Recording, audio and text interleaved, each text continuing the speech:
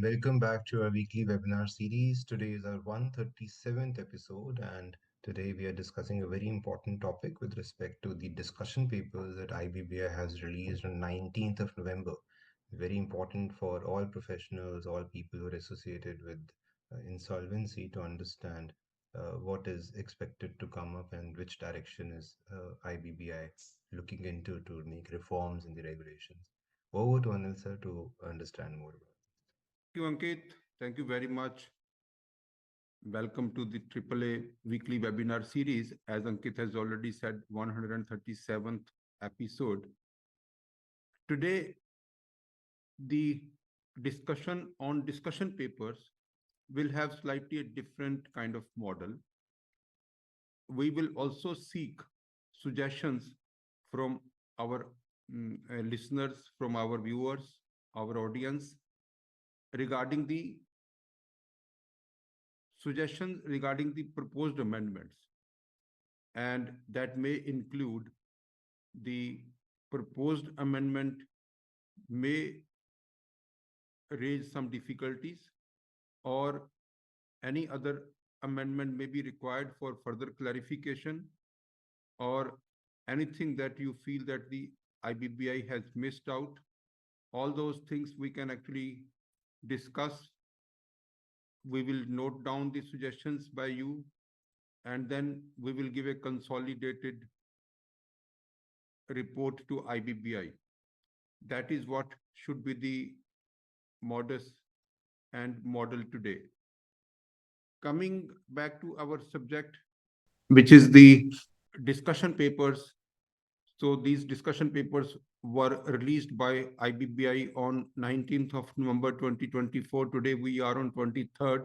So within the last 3 days, we have done this study and research. The first discussion paper that we are going to discuss, which is more important, is the monitoring committee discussion paper on monitoring committee under CIRP.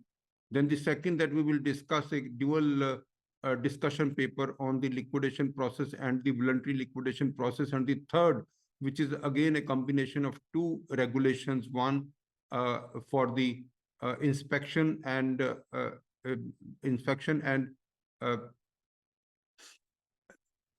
verification of the, then the other is the model bylaws. So these are the three discussion papers, and out of the three discussion papers, there are 5 amendments finally will come in the IBBI regulations. Starting with the monitoring committee, again, it is released on 19th of November 2024. And the trigger in this particular case has been the Supreme Court judgment in the case of Jet Airways, when the Supreme Court directed that the company may be liquidated. This was dated 7th of November 2024. And this was a landmark judgment from Honorable Supreme Court, where Honorable Justice Chandrachud, in fact, not only decided a very, very important landmark case, but also have given some suggestions to IBBI for making some amendments or some regulations. And IBBI, in fact, very, very proactively, right, starting from the 7th of November, and the discussion paper was released on 19th. So the IBBI also worked very hard and very, very quickly, and this discussion paper is introduced. Now, the amendment which is proposed in this monitoring committee is that the one that the making this monitoring committee as mandatory in all the resolution plans, and also strengthening this monitoring committee mechanism of monitoring and regulatory framework, and also the COC will have the power. And the COC will have the powers, like 4 powers have been given to COC. One, the constitution of the monitoring committee. Number 2, the composition of the monitoring committee, who will be the members of the monitoring committee. Third, what would be the duration or tenure of the monitoring committee, and also like the scope of or the powers of the monitoring committee can also be defined within the resolution plan. So these are 4 powers which has been given to the committee of creditors, and the responsibilities which can be or which should be given to monitoring committee would be one. See, part of the monitoring, part of these responsibilities would be mandatory, and some part it may be like kind of based on the decisions of the committee of creditors. Now, the overseeing the implementation of the resolution plan. This is the primary objective of monitoring committee. So this is mandatory. Ensuring compliances of all the statutory requirements during the implementation period is also mandatory. So there is no scope of any negotiation on this. Facilitating the transfer of all the assets of the corporate debtor to the successful resolution applicant. This is also the primary objective of the monitoring committee. Then submitting a quarterly reports to the adjudicating authority and to the IBBI by the monitoring committee chairman. The monitoring committee will give the report. It will be submitted to IBBI or adjudicating authority through the chairman. And it is also mentioned that the chairman will be only resolution professional or any other insolvency professional. There is an amendment which says, in fact, earlier, the provision was that the monitoring committee would have resolution professional or any other insolvency professional or any other person. Now, any other person has been removed. So the monitoring committee can only be constituted with resolution professional preferably, but also it is possible to have monitoring committee with any other insolvency professional. So then again, the monitoring committee has now been, although earlier it was also kind of based on the traditions, the monitoring committee was having powers to seek directions from the NCLT adjudicating authority, but now it is proposed to mention in the regulations that the monitoring committee will have powers to seek directions from the NCLT for any difficulties that are actually coming. So let us try to understand first of all what was the problem issues. What are the triggers why this regulation is required? One, that the Supreme Court of India on 7th of November 2024, in the case of State Bank of India and others versus the consortium of Murari Lal Jalan and Florian Fritchett, that is in the case of Jet Airways, the Supreme Court has also emphasized that the statutory recognition of the monitoring committee is required. And the recommendations, amongst various other recommendations, this is also one of the important recommendation of Honorable Supreme Court, that the monitoring committee should constitute statutorily. It should not be a kind of on the traditions. So the Supreme Court, in fact, said very clearly, very clearly, as regards the implementation of the approved resolution plan, it is suggested that IBC 2016 statutorily provide for the constitution of a monitoring committee once the plan has been approved. Presently, such provisions are absent from the code, and the adjudicating authority is constituting the monitoring committee to ensure smooth implementation of the plan, and the COC should be empowered. This is part of the recommendations, that the COC should be empowered to constitute the monitoring committee, which may by default include a resolution professional and also include other nominees from COC and the resolution applicant respectively. Such monitoring committee would be entrusted with the powers of monitoring and supervising the resolution plan till the expiry of the term of the resolution plan. The committee shall also require to ensure all statutory compliances during the implementation of the plan, and therefore updating to the financial institutions, adjudicating authority, and also to IBBI is also required. Now, in the present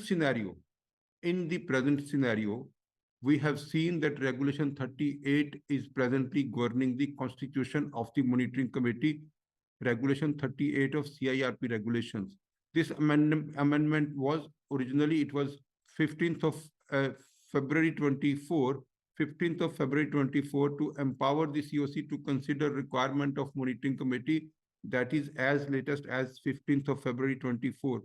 And then where such committee is considered necessary, the COC may, while approving the resolution plan, decide to constitute a committee. That is what is the present scenario. And the proposed amendment is that the the monitoring committee shall be constituted. So that means it is mandatory to constitute the monitoring committee. So the one, constitution, composition, functioning, that means tenure, and also the powers. These are the four things that the COC will decide.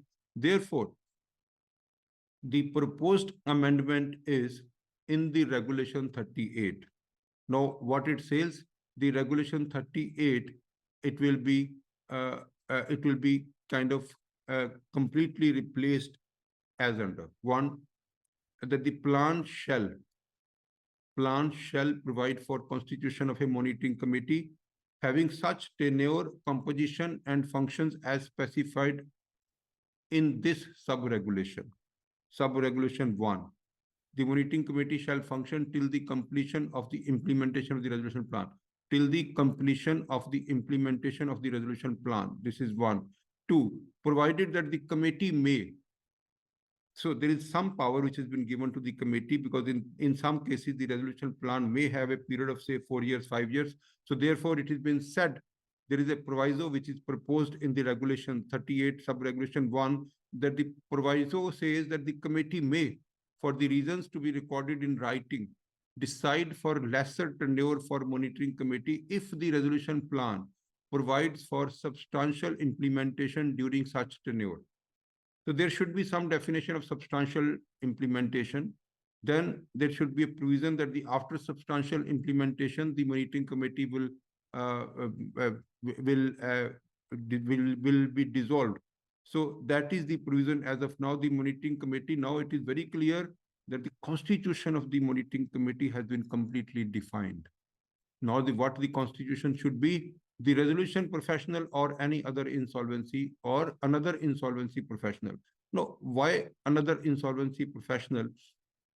That there may be a possibility that the IPE is the resolution professional.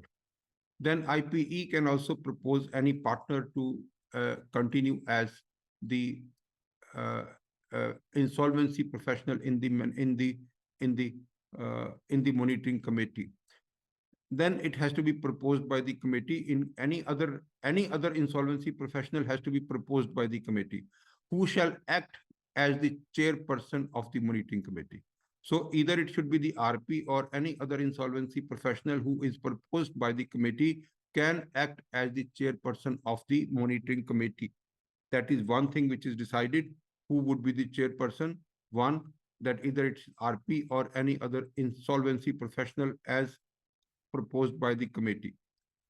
Then nominees of the committee of creditors and the nominees of the successful resolution applicant. Nominees of the successful resolution applicant equal to the numbers of the nominees of the committee of creditors. In case the committee of creditors propose 3 members, then SRA will also propose 3 members, not more, not less. So the powers of the committee of creditors and SRA would be equal. However, the chairman, the resolution professional, will have the voting, will have the, in fact, deciding vote. Now, the obligation of the resolution professional, like in case both the parties are having difference of opinion, then the resolution professional will take a decision which is compliant to the provisions and the laws of the land. That is what is the responsibility which has been casted on the resolution professional or any other insolvency professional which is proposed by the COC. Now the monitoring committee, the further sub-regulation says, which is proposed sub-regulation says, the monitoring committee shall monitor and supervise implementation of the resolution plan. Distribution of the resolution proceeds in accordance with the resolution plan. Transfer of assets and control of the corporate debtor to the successful resolution applicant in accordance with the terms and conditions of the plan. Then compliance of all statutory requirements during implementation of the resolution plan by a successful resolution applicant or any other person in control or control of corporate debtor, as the case may be. Sub-regulation 4 says the monitoring committee through its chairman, that means the RP or the insolvency professional proposed by the committee, shall submit quarterly reports to the adjudicating authority and the board regarding the status of the implementation of the resolution plan in the format as may be notified by the board by a circular. So therefore, that the one quarterly report has to be submitted to adjudicating authority, also to IBBI, and IBBI will provide a kind of format, and that format will be notified by way of a circular. The monitoring committee, the sub-regulation 5 says, proposed sub-regulation 5 says, the monitoring committee shall seek appropriate directions from the adjudicating authority where implementation is not in accordance with the terms and conditions of the resolution plan. Next, the successful resolution applicant shall bear the expenses of the monitoring committee. So all this, although it was happening, but now it is almost authentic. The actions that is happening in the presently in the profession, all are getting authentic. And the last proviso says that the monthly fee payable to the insolvency professional acting as the chairperson of the monitoring committee shall not exceed the monthly fee received by resolution professional during the corporate insolvency resolution process. So this is the monitoring committee discussion paper, which is proposing an amendment in CIRP regulations, primarily regulation 38 of the CIRP regulations. So this itself is in itself a discussion paper is complete. So in case, Ankit, we would like to have some questions on this particular, only on this monitoring committee, what I feel that whether the RP, presently there is no provision which says that the RP can continue operating the account which was opened during CIRP. However, as a tradition, RP is continuing and the banks are also accepting. But that clarification can also be added into this, whether the bank operations of that bank in which the proceeds will be received or the CIRP account can continue by the during the by the monitoring committee during the implementation period. That is something which is clear. Second clarification, which also may be added by IBBI, is whether it is applicable to all those cases where the resolution plan has been approved by committee of creditor and is pending before the adjudicating authority, or where the resolution present plan is already under implementation.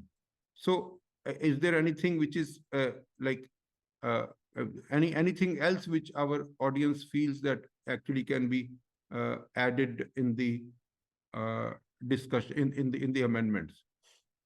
I think a lot of things that, like, when we look into the experience of us implementing various plans and being part of the monitoring committee, we see that the hurdles that come in. So for example, one hurdle that comes in is that that came in one of the cases that we looked into was that the bank accounts of the creditors who were required to be paid and settled through the resolution plan were not available. Now, that is a fact-finding exercise which the monitoring committee has to do or the chairman has to do. Normally, it falls on the chairman that, okay, you find. So, right, example, in one of the cases that we have, there are about 5 lakh shareholders who need to be paid. Uh, so how do you pay them? So the monitoring committee then looked into innovative ways of finding how to pay them. But then ultimately, the chairman of the monitoring committee has to do that work. His office has to do that work with respect to uh, collecting or making sure that the money comes in from the SRA and it is distributed to the creditors. Now, for that, one power that is required, as you said, is the bank account. Then there are many bank accounts which are still there. Now, there might be 400 bank accounts of the company when it came into insolvency. Now, the SRA says that I don't want those bank accounts. You want to shut them down, you shut them down. So, there has to be maybe some power to even close those bank accounts, close those assets, or realize those assets during the monitoring committee period, which are not required or in furtherance of the resolution plan. So, that's something that can be added. Operation of bank accounts is something can be added. Then, of course, we look into the what happens to the outstanding payment to creditors and stakeholders which are required to be paid after the monitoring committee ends. Let's say the monitoring committee period is 1 year. But after 1 year also, there are some payments or some creditors who are not yet paid. So there has to be a provision that that responsibility then is taken over by SRA, or who will take over that responsibility. No, the proposal is very clear. Till the resolution plan is fully implemented, that is what would be the tenure of monitoring committee. So this monitoring committee will continue till the resolution plan is approved, even if it is delayed or extended. That provision is already there. Clarification regarding continuation of the bank account is already there. But in case of the claimants are not traceable, then the IBBI has also a, a provision regarding the corporate liquidation, the corporate liquidation account. So that money would be deposited to IBBI and the claimant will finally claim from IBBI in the next 15 years.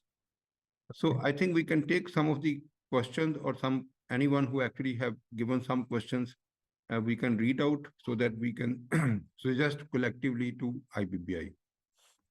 So one comment from Anil Ji is how monitoring committee would exercise its powers. Would SRA report or take decisions in consultation with MC? So SRA is not supposed to report anything. The MC is only looking into the implementation of the plan with respect to operations of the company. I don't think the monitoring committee has any powers. They are not supposed to look into the revenue that the SRA is making. How is he running the factory? They are only supposed to look into the resolution plan implementation, right? Yes, not exactly the how the business is being run by SRA, but definitely the SRA will be able to operate SRA bank has to accounts. Once no, he has directors on board, he can open bank accounts. but then in case the resolution plan is not being implemented appropriately, then of course the monitoring committee can take a decision that there can be some control on the operations also to look into the It will be genuine dependent on the facts of the resolution plan, you're saying. depending upon the facts because see, the powers can also be given in the resolution plan. Powers of the monitoring committee can also be defined in the resolution plan. That's what is very important. Right. But the primary powers which is being given by this proposed resolution is one, to supervise the implementation in case there is no implementation, so then report it, compliance to law, compliance to all the provisions of resolution, and also handing over the assets to the SRA. These are the primary. So in case of any difficulty, the monitoring committee can file an application to adjudicating authority. Then we have Mr. Hari There are a lot Prasad. of questions, yes. So then Mr. Hari Prasad is saying that will the chairman of the MCB will be treated as one of the assignments of the IP? So the 10 assignments that an IP can have, this monitoring committee assignment, will it be treated as an assignment now onwards after these changes? Also, we need to read that word, Ankit, whether this word is assignment under the IBC or whether there is a word of CIRP or liquidation. I believe it is the CIRP word is still continuing. So if the CIRP word is still continuing, I think we can see this code of conduct regulation 2324 probably. This will have to check if this counts as an assignment or It, not. if it, this is presently, it will not be counted as the assignment But because one of the recommendations can be that this should not be counted as an assignment because it's not something that, or should it be? but it should not be because see like one or it can be that IBBI can think about it because see like in some of the cases I have seen the as a chairperson of the monitoring committee there's a lot of work that the RP has to do. IBBI can take a decision whether it is a kind of a encroachment on the capacity of a RP or not. If the IBBI thinks it is an encroachment, then of course it should be. Otherwise, presently, I believe it is not covered. Presently, it is only CIRP, I not think even this the is a liquidation. clarification that we can talk about. Liquidation and CRP are included now. I think that I'm sure of. But whether MC chairman will be So included or not, liquidation is presently not included. We can actually check and presently we liquidation will is have to also not included. It is only CIRP. we will have to check But that. then like not more than 3 cases should have more than 1,000 claims. So Anilji is asking in case he's saying that should there be or he's rather wanting to explore that should there be some regulations or some definition of what directions and what can be done by the monitoring committee, and for what purposes will the monitoring committee have to go before the AA? Now, double A, it is very clear that in case there is any difficulty in implementation of the resolution plan, then the jurisdiction goes to double A. But let's say Any there is a difficulty. difficulty with respect to distribution, and the monitoring committee itself takes a decision to appoint certain professionals, try to get things done. So, do we really, can we really have regulations to say that yes, if the monitoring committee has certain powers to implement the resolution plan, but which should not amount to any modification of the resolution plan. So the two Moment things are there is a very so two things are very clear. One, that all the expenditures will be borne by the successful resolution applicant. Second, there will be equal powers before COC and the equal with the SRA. And then the chairperson would have the kind of decisive power, so deciding power. So in case of any appointment of professional, I think it has to be a voting. For in case of any difficulty, first of all, it has to be resolved. So in case it is not resolvable, then it can actually go to adjudicating authority for seeking directions. So there is no limit. The only thing is that particular application should cover at least one point, which is regarding the implementation of resolution plan. It should be related to the implementation of the resolution plan. Nobody can go and say that the successful resolution applicant is diverting some of the sales to other companies. That can only happen in case there is a default in the resolution plan and there are evidences that the revenue is being shifted to other companies. So that is something which is a very, very important job of the monitoring committee. So basically, it's very clear that the jurisdiction with respect to what can be done by the MC and what can be done by the AA is clear, and there is no overlap there. So therefore, that needs to be honored, and both have their own importance in their own place, because there are various practical difficulties which come in implementation of the plan, which can be resolved without going to NCLT. Yes, The, absolutely. the position the position the position of dissenting creditors in the monitoring committee is not clear. Will they be treated in same line as approving FCs? So It is only the committee of creditors. yeah. The committee of creditor will uh, give names for the monitoring committee, So and any in, yeah, dissenting so creditor, in one any of the dissent, cases, in one of the resolution plans that was being implemented, there was only one statement in the resolution plan that one representative of the COC will be part of the monitoring committee. So the COC members voted and they decided that this person will be representing us in the MC. So something like that can be done here also, depending on what is the constitution of the monitoring committee that has been made part of the plan and what has been approved by the COC.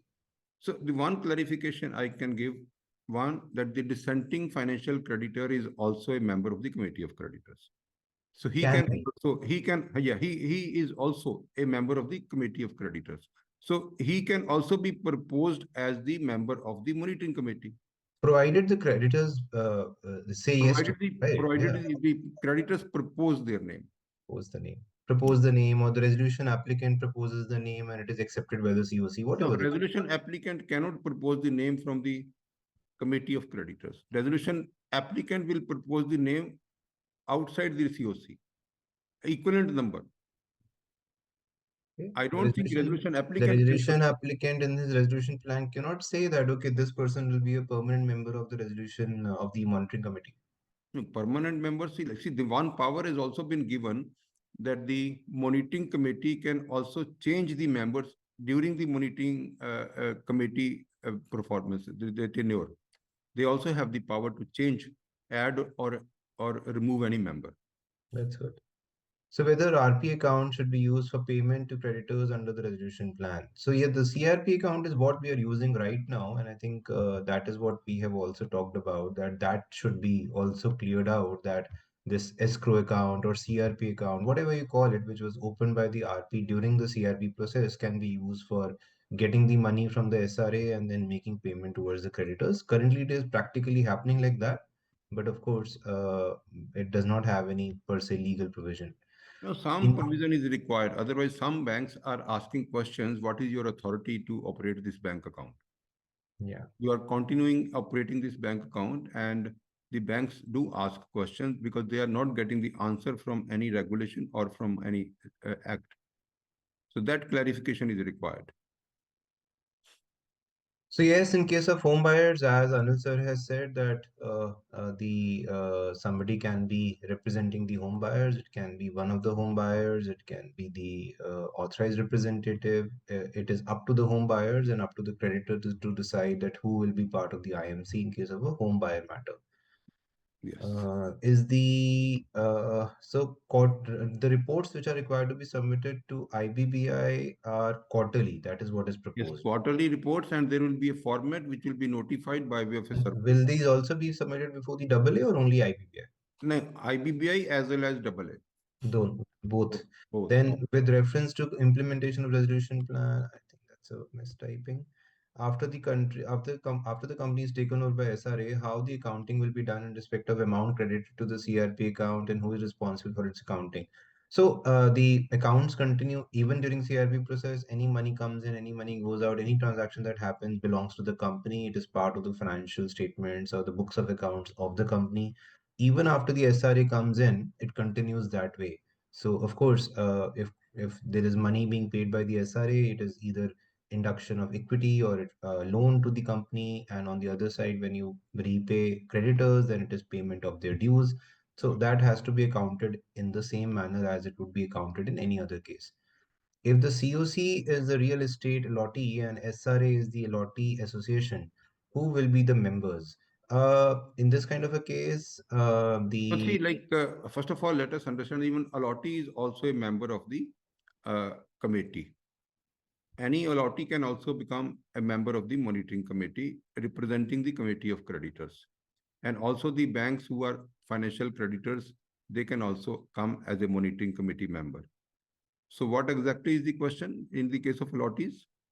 So it says the real estate allottees and SRA is also the allottee association. So in case the COC and the SRA, basically the question is that the COC is also real estate allottees, SRA is also allottee association. So who will be the members? In this case, clearly the members will be How perhaps the come, how COC. can we say that the SRA is the Association of Allottees? SRA, Must I think SR, Resident Welfare Association, somebody trying to say. yeah, SRA Resident is Welfare Slum Association has taken Rehabilitation over the Authority. project as as an SRA. So in that case, yes, the COC can have one representative. But the COC and the SRA are essentially the same. So basically, the constitution can be done based on that idea. So this is So in something where case we the have to conclude, Ankit, now one clarification, one suggestion that we can give to the IBBI is the clarification and power to continue the bank account. What is the other thing which has come to our mind? Whether it will be applicable to all existing monitoring committees or it will be only from the committees which are constituted after this amendment is effective. that's a These are query the that two. These are the two only, or is there anything else which is also concluded as standing to IBBI? I think one more thing that when the resolution applicant, when the resolution plan, I think that's about it. I think this is it. This is it. And of course, when you talk about change in the monitoring committee, then how will that change be approved? Monitoring committee will decide who actually can come and who has to go out. But committee It's will only the decide monitoring committee will decide. unanimously what is the voting share there. Let's say there is a IMC which has one member of the COC, one member of the SRA, and the chairman. I think we have to How will just they decide? we also need to seek this clarification, like what is the How will way they of decide a change? who will decide the Because change? there'll be What deadlock. Like change? the resolution professional may not be able to take either sides towards the creditors or Yes, towards. yes, yes. So these are the third things that we, in fact, in case you can note down somewhere, so we'll send it to IBBI. So these are the three changes. Any other change which our audience can also recommend? So I think you can move on to the next topic while I go through the pending questions and pending suggestions that are in the question box. There are about 11. And I think in the meantime, we can talk about the next topic. If I find something that we need Yes. to discuss, I will bring it back. Now we are discussing the a discussion paper on amendments to IBBI liquidation regulations, again dated 19th of October, 19th of November 2024. And the part A deals with the proposed amendments into the liquidation regulations, and the part B deals with the proposed amendment in the voluntary liquidation. So, see, first, let us understand the overview of the liquidation process. Overview of the liquidation process is the auction process is being reviewed. Secondly, the scheme of compromise or arrangement under Section 230, some anomalies were there, so those are being corrected about the closure of the liquidation process when there is a scheme approved under Section 230 of the Companies Act, which is compromise or arrangement scheme. Then third is the some kind of clarification or some way out regarding the unclaimed proceeds in the corporate liquidation account presently, which is being operated and opened by IBBI. So then we actually have to just go and seek a way, like way forward.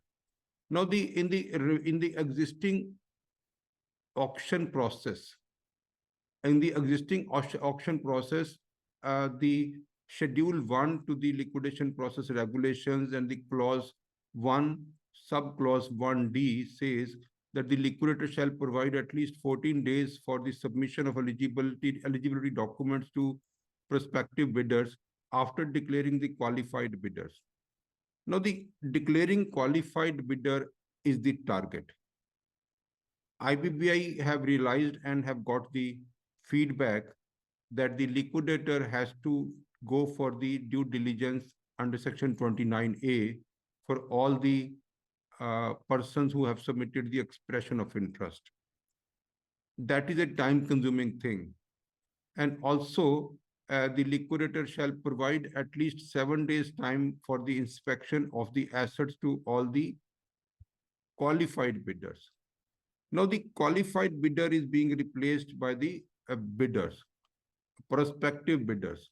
Now, see, the liquidator is it takes time in getting the information from the uh, prospective bidders, because for a due diligence under Section 29 capital A, lot of information is required regarding all the management, directors, shareholders, promoters, associate companies, subsidiary companies, holding companies. So, lot of information, even the family members and their PAN numbers, everything is required to see whether the prospective bidder is compliant under Section 29A or not. And at some times, it is a huge expenditure and also a time consumption. So when the liquidator takes this much of time, so finally the time which is left out for the eligible bidder for their due diligence is much lesser, is much lesser. Now, in this case, also some kind of connivance is also possible, that some people are declared as ineligible and some are declared as eligible, and the somehow the Section 29A report uh, is based on some facts, and at times the facts are not updated. The facts are available on various public domains, and most of the public domains are not updated. So therefore, the declaring someone eligible or declaring someone ineligible cannot be 100% correct or incorrect. Therefore, there is a chance of some kind of collusion between the liquidator and some kind of prospective bidders. Therefore, the auction process is being reviewed, and auction process is being reviewed with the objective. And the objective is that the prospective bidder should get more time in doing the due diligence of the asset. And the liquidator should not waste too much of time in taking the KYC documents and also doing this 29A compliance. And then therefore, even in some cases, see, when we see the conjoint reading of clause 1 subclause 11 and clause 1 subclause 11 capital A of the schedule 1, it actually looks like as if the liquidator has the power to reject a bid, and that to a sole power. He is not supposed to discuss with SCC, Stakeholders Consultation Committee, and he can reject a particular bid uh, just by saying that with the objective of maximizing the realization for the creditors. Now, the objective of all these amendments is basically to improve the transparency and also accountability and fair participation in the auction process, and maintaining all the checks regarding the misuse or any kind of false declarations. Now, issues one, that the prospective bidders are only getting 14 days for participation in the auction. Liquidator spends significant time in verification of KYC documents and 29A verification due diligence. Possibility of collusion between the liquidator and the bidders and exercise of the discretion of a single person. So therefore, now the amendment, what is the amendment that the IBBI is proposing now? To allow the prospective bidder in the auction process on the basis of an affidavit. All the prospective bidders will submit an affidavit that they are eligible under section 29A and they have checked it.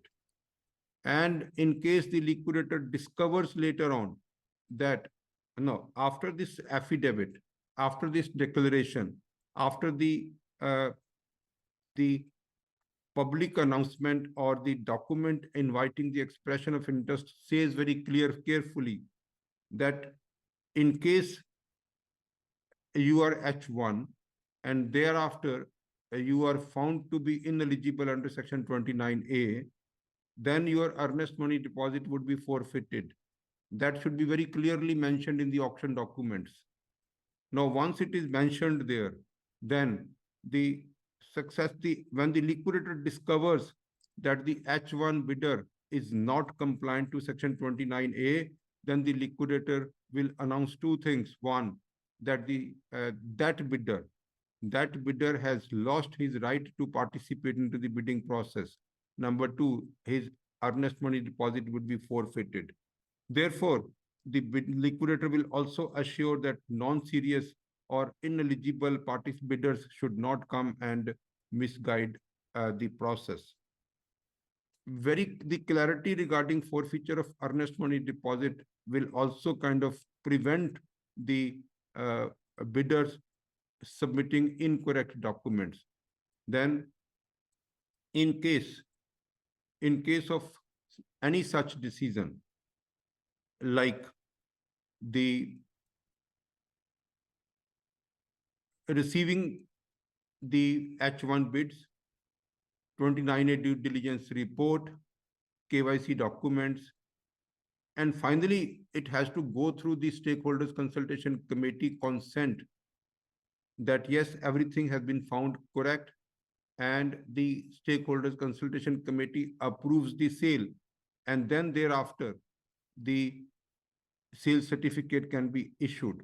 So what I'm trying to say is that the IBBI is now proposing that before the consultation of stakeholders, the sales certificate cannot be issued, or even the confirmation of the H1 auction cannot be given.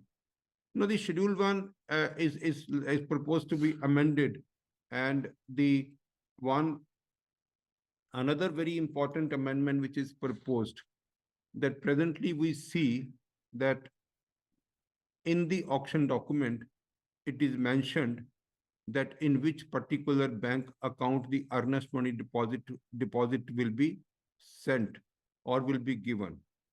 So that account information goes to everyone. That account information goes to everyone, and there is a possibility of people entering into a cartelization by taking the name from the banks, like who all have submitted that earnest money deposit. So we have seen the cartelization do happen when the bank account details are provided in the auction document, and that bank account can be seen by anyone in the bank, and the bank can also unofficially, any of the bank employee can see that bank account and can give information to anyone that how many checks of earnest money deposit has been received in this account for the last 7 days or 10 days. So then people go out and locate those parties based on their name, and then they try to form a cartel. So this is also prevented. Now, what is going to happen, that the how the earnest money deposit would be received by the liquidator, how the earnest money deposit will be paid by the prospective bidders, that process and that kind of mode, that will be notified by IBBI by way of a circular.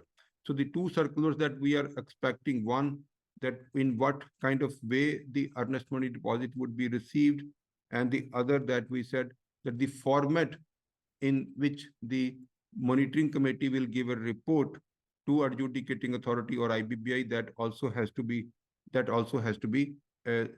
given by the IBBI. Then after the after the uh, after the H1 is declared, the liquidator will do the due diligence verification of the documents and also 29A eligibility within 3 days, and then it will be presented before the stakeholders. So therefore, what is proposed, that in Schedule 1, in paragraph 1 regarding auction, the clause 1 capital D is actually being admitted. It is being omitted, because in this particular clause it is written that the liquidator shall provide at least 14 days from the issue of public notice for the submission of eligibility documents by the prospective bidders. Now, the eligibility documents are supposed to be given by everyone, and the verification is pending. Verification will be done only after the auction is over. Now, the earlier 1E clause says that the liquidator shall provide the qualified bidder at least 7 days for inspection or due diligence of assets under the auction. Now, this entire 1E clause is being substituted. Now, it is not qualified bidder, it is the prospective bidder. Now, the clause will say the liquidator shall provide to the prospective bidder access to the assets under auction for a period of 7 days before the date of auction to facilitate their inspection and due diligence. Then after clause 5, the auction notice shall mandatory state that the prospective bidders shall confirm their eligibility under section 29A of the code to participate in the auction process. The 3 days period, as we've already said, shall present all the everything before the committee of creditors. Earnest money deposit can be forfeited. So all these are proposed uh, liquidation regulations. Then we have this compromise scheme of compromise or arrangement under section 230 of the Companies Act, which says that the within 90 days it has to be closed, but that is regulation 2B. And then in case we go to regulation 45, it talks about two things. One is the dissolution of the company, and two is the closure of the liquidation process in case of sale of a company as a going concern. However, presently the regulations are not covering any scheme of compromise or arrangement under section 230 of the Companies Act. But now IBBI has seen, based on the feedback, that in some cases the liquidation process can be closed because of a scheme under section 230. So therefore, that is being added as clause C in regulation 45. It's a very simple clarificatory thing, which was missed out earlier by the IBBI. So now it is being done. So these are the issues which are under the amendment. One amendment which is regarding the corporate liquidation account. Corporate liquidation account is presently being maintained by IBBI, and it is called corporate liquidation account, and it is regarding the undistributed amounts in a liquidation process where either the claimant is not traceable or the claimant is not available, or so therefore the liquidation process is getting delayed. Now the IBBI has actually been saying that you deposit this amount into the CLA and corporate liquidation account. So in case they are not available or they are not traceable. But now earlier the regulation 46 sub-regulation 1, in fact, states that the board shall operate and maintain an account to be called as corporate liquidation account in the public accounts of India. Now, when I checked up, there are three kind of government accounts as per the Constitution of India. One is the public account of India. That means that the government doesn't own this money. It is the money which belongs to the public. However, it is the money which is with the government under trust. Then is the Consolidated Fund of India. That means that this money, whatsoever is coming into the Consolidated Fund of India, that is the money which is owned by the government, and the government has all the liberty to use this money. Third is the Contingency Fund of India, which the government provides for many contingencies, and the contingencies are defined, and this fund can only be used for all those contingencies for which this Contingencies Fund of India is created. So the IBBI originally thought that the corporate liquidation account will be opened as public account of India. However, this account could not be opened as public account of India, and then the IBBI set up a committee, and the committee in fact reported that it is better that the IBBI continues with the account, opening of the account, management of the account, and investment of the funds. All this should be managed by the IBBI, and IBBI should not try to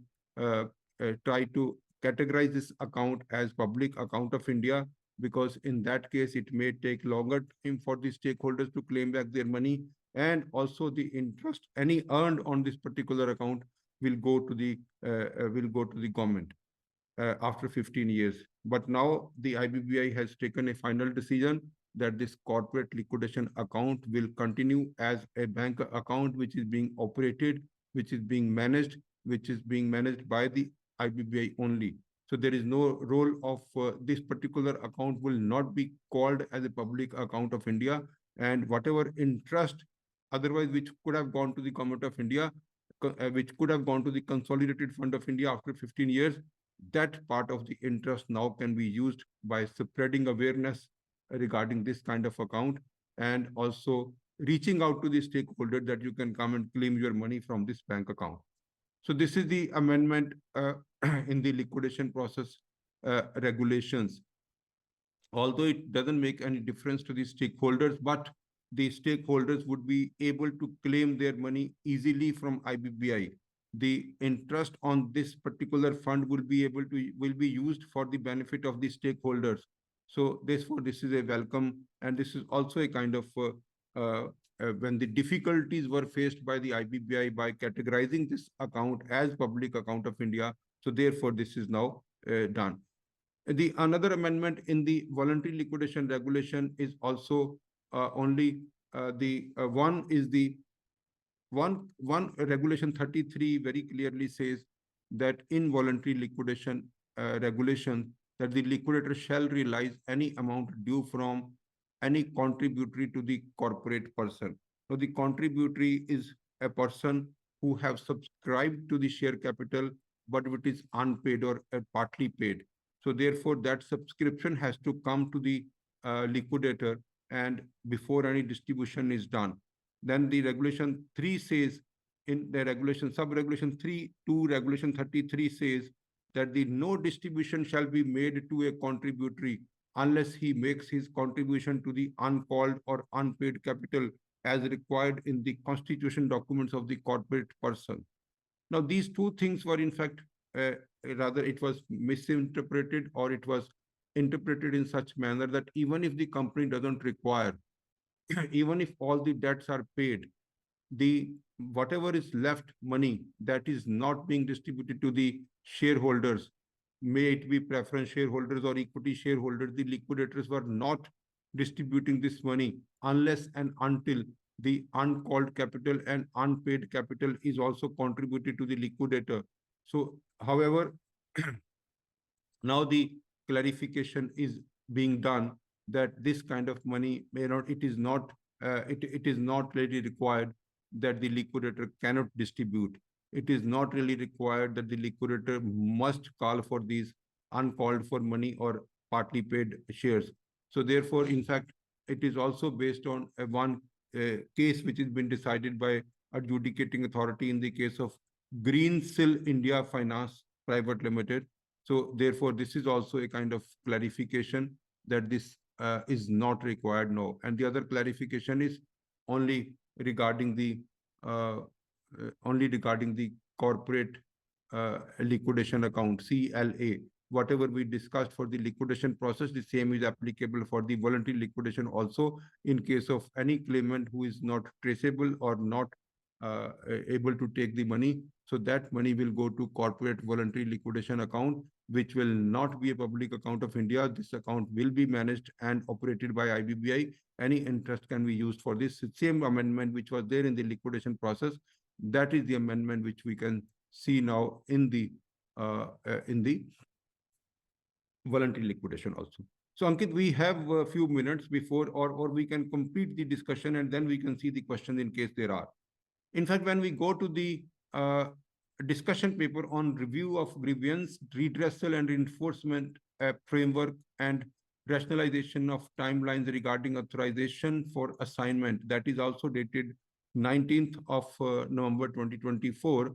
And the discussion is regarding the one clarification that, in fact, most of the insolvency professionals were alleging to IBBI that the disciplinary committee, the whole-time member who are associated with, who are disciplinary committee, they should not be associated with the investigation or inspection of the same person.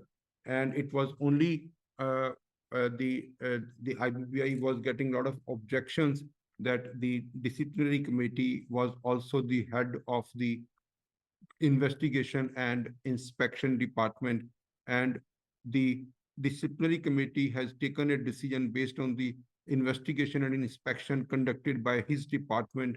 So therefore, the whole-time member will protect the report given by his own department, will not be able to say that my own department was wrong. So therefore, this clarification is now given by the IBBI. What would be the meaning of association of the whole-time member with the inspection or investigation department? Second thing is regarding the timelines for various grievances or complaints to IBBI, and then rationalization of the timelines regarding the application and processing of the AFAs. With regard to the association of whole-time members with the whole-time member in the disciplinary committee with the inspection and investigation, now the IBBI, in fact, the background is that the section 220, subsection 1, read with regulation 2, sub-regulation 1, clause C of the IBBI inspection and investigation regulation, it requires that whole-time member in the disciplinary committee should not be associated with the investigation or inspection concerning matters subject to adjudication by the DC. So then this is something which is one issue, and in this issue, the ambiguity. Second issue is the regarding the grievances and the complaint handling procedure and the timeline, in what time any stakeholder can file a complaint or a grievance before IBBI regarding any service provider, may it be IP, IPE, or IPA, or even IU. So that all, this is what is the timeline that is also being changed in this manner. Now, the proposed changes are that they will add an explanation to the definition of the disciplinary committee under the inspection and investigation regulations to clarify that associated shall mean involvement in the conduct of investigation or inspection or consideration of the investigation or inspection report or issuance of show cause notice. So that person should have been associated with the three things. One is the conduct of investigation and inspection. Number two, consideration of the investigation or inspection report. Number three, issuance of show cause notice. if that person is associated with either of the three things, that person cannot act as DC, disciplinary committee in that case. That is what is the proposal now by way of making amendment in the regulations. This is basically to ensure ambiguity, to remove the ambiguity, and also to ensure independence and reinforce the principle of impartiality, fairness, and separation of powers in the enforcement framework. Now, the amendment is being done in the inspection and investigation regulations.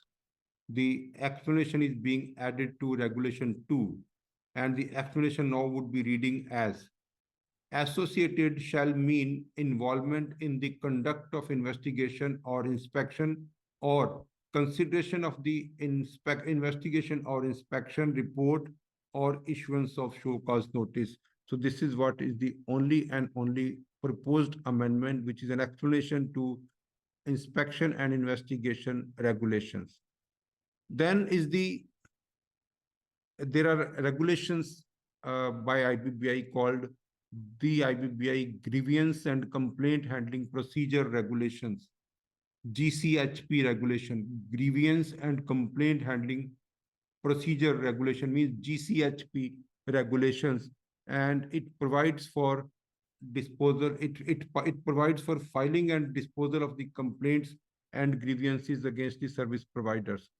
Now, the issues are that presently the stakeholders must file a complaint within 45 days, extendable by 30 days, with sufficient justification from the grievance.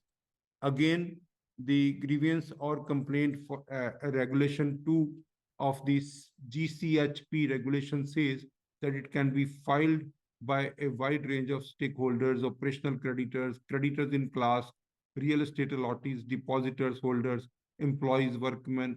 Everyone can file this kind of complaint, promptly recognizing the issues due to limited awareness. So the amendment is that in the interest of the public accountability and transparency, it is being amended. So therefore, the regulation 3, sub-regulation 4, it is presently said that the grievance or a complaint, as the case may be, shall be filed within 45 days of the occurrence of the cause of action. Occurrence of the cause of action for the grievance or for the complaint, provided that a grievance or a complaint may be filed after the aforesaid period if there are sufficient reasons justifying the delay, but such period shall not exceed 30 days. So that means 45 plus 30, 75 days are the total days in which the complaint or grievance can be filed from the date of occurrence of the cause of complaint. Now, the amendment which is proposed in the GCHP regulations, that the word exceeds 30 days shall be substituted with the following. Now, what it says, but exceeds 30 days from the date of the closure of the process under the code by an order of the adjudicating authority, the appellate authority, High Court or Supreme Court, as the case may be. So it has now been extended substantially. It is now been extended substantially. Earlier, it was limited to 45 days, and additional days were 30 days with sufficient reasons.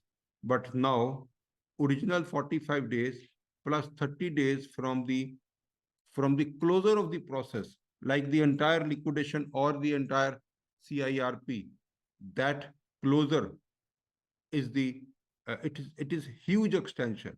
45 days from the occurrence of the cause of complaint. Now it actually can go even. It can go even the 30 days from the closure of the process. So in case a process continues for 3 years, then this 30 days is now extended to 3 years. So for all the service providers, the horizon under which the complaints and the grievances can be filed, that has increased a lot. The only thing is that some reasons has to be given that why it is delayed filing. But yes, it is up to the board to see. In some cases, they would say, yes, there are reasons. In some cases, they would say there are not sufficient reasons. But this actually will improve the complaints and grievances to a very, very high level because of the extension given to the stakeholders, which is like ranging from years till the time the process is closed. This is a very big, I think we all should give the feedback that this actually will be misused. This will be misused because there are some, in case of real estate cases, there is a possibility of changing the groups. So when the groups change, so then they can even file complaints which are even as old as 2 years old. So this is what is the, and then in the case of the authorization for assignment, there was a time of one is the time of applying. So presently, we are able to apply for renewal of the AFA 45 days before it is expiring. Now it is proposed to 90 days before it is expiring. Earlier, presently, the IPA has to give us the authorization within 15 days from the date of expiry, but now they are saying that it will be 45 days. The 15 days is now extended to 45 days from the receipt. So 90 days before the expiry we can file, and it has to be disposed of within 45 days of the uh, within 45 days of the uh, submission of the application of renewal. And in case it is not approved or rejected in 45 days, then it will be considered as deemed approval. That is what is the regulation. Then it will be considered as deemed approval. So this is, to some extent, it is better that one, that we would be able to apply at least 90 days before the AFA expires. Second, the IPA will get 45 days in processing the application. In case it is not rejected or accepted within 45 days, then it will be considered deemed acceptance. Yes, Ankit, we can take up some questions now. So, question number one, that in IMC, presently also when you see how IMC functions, it is purely by voting that they take decisions. Yes, it is purely by voting. In case of any kind of dispute and the consensus is not building up, then it is voting. Understood. So then if in case it is a three-party or a five-party, then the chairman also, of course, gets a vote, and he also, Chairman also gets a vote, and chairman's vote will be a decisive vote because both the parties are equal. yeah. Then the second question is that, of course, there is some recommendation on what can be done with respect to the IMC. I'll go back to that. Then now, question is that in case during the monitoring committee, the SRA is seen to be colluding with the original promoters and maybe violating in some way, or some violation is visible with respect to 29A. Uh, there can be, the IMC should do something on its own, the insolvency professional should do something on its own, or it should be totally based on what is the resolution plan saying. Now, in case the some lapses have happened during the CIRP, and a person who is not even eligible under Section 29A has actually managed the resolution plan is named. I think in case of any such report, action will also come on the RP. Action will also come on the RP. That is how the RP, in fact, did the diligence and who gave the diligence report. So I believe all this has to be with the objective of getting the resolution plan implemented rather than finding faults and writing. So that should not be the objective. The objective should be how the resolution plan can be implemented, how the SRA will get all the records and control and assets.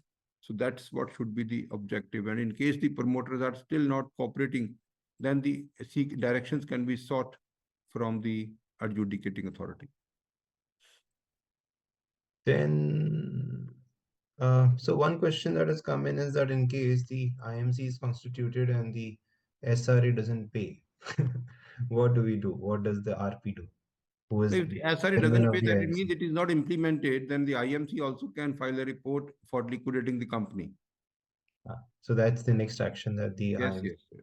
where the SRA is not paying the professional. That means it is what has happened in Jet Airways. Hmm. Like there were a lot of disputes and a lot of kind of conditions coming from each party, and therefore the company is now getting liquidated. So one suggestion that has come with respect to this complaint related regulation is that is there a mechanism that is proposed for the person who against whom the complaint has been filed to get the status of the complaint? Has it been completed, complied with? Is it still pending for decision? Is there any process to communicate to the person who has been against whom the complaint has been filed, that the complaint has been closed? No, see, many times we have reached out to IBBI that if a particular complaint has been submitted and the service provider IPE has submitted their reply, thereafter that issue should be closed. And So the can this be a IBBI, recommendation that IBBI yes, has also given, and that also can be given a kind of a recommendation that while you are doing the amendment, we should also get that covered. yeah, that if the complaint is closed, then the closure should also be informed to the complainant or the person to who against whom the complaint was filed.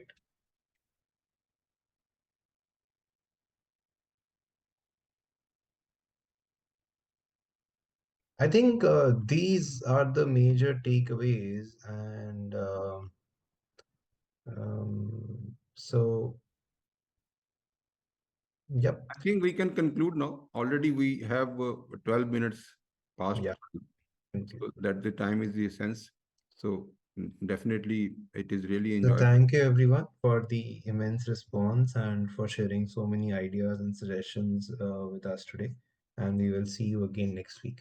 Thank Thank you you. very much. Thank you very much. It is our way of learning.